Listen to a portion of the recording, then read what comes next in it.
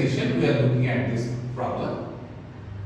So fx is given by this power series a0 plus a1x plus a2x square plus dot dot dot plus an x power n plus dot dot dot, and these a0, a1, a2 etc. are real numbers, and this function fx satisfies this condition that if you look at the integral from 0 to t of fx, then you would get ft minus 1. We have to find what is fx. Now we write fx in the shorthand form as summation of n is equal to 0 to infinity an x power n. So the above condition then becomes integral from 0 to t summation of n is equal to 0 to infinity an x power n, and that is equal to summation n is equal to 0 to infinity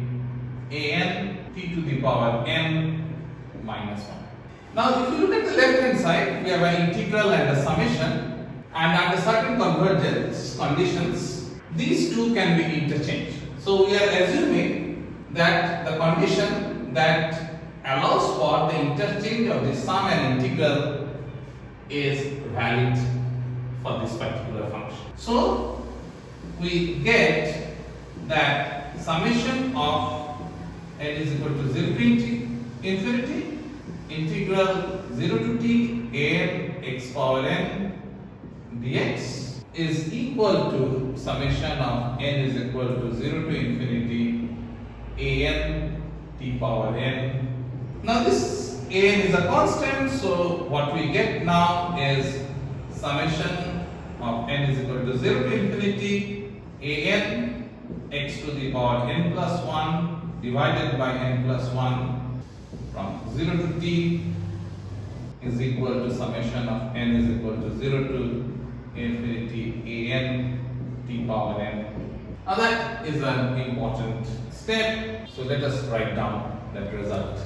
So the above expression can be rewritten in this particular form. Note that there is no constant term here, so the constant term here is a0 minus 1. The coefficient of t power n here is an, whereas the coefficient of t power n here is an minus 1 by n. So we get this expression, and since this is true for all t, we can conclude that each of these terms is equal to 0. So therefore we get a0 is equal to 1 and an is equal to an minus 1 divided by n. In particular, we have a1 is equal to a0 by 1, which is 1. a2 is a1 by 2, which is half. a3 is a2 by 3, which is 1 by 6, and note that 1 by 6 is 3 factorial. a4 is a3 by 4, which is 1 by 4 factorial, and in general by induction you can show that an is equal to 1 by n factorial. Thus fx is equal to 1 plus summation of n is equal to 1 to infinity 1 by n factorial, and this is our very familiar infinite series for the exponential function. So we get fx is equal to e power. This is a good point to start.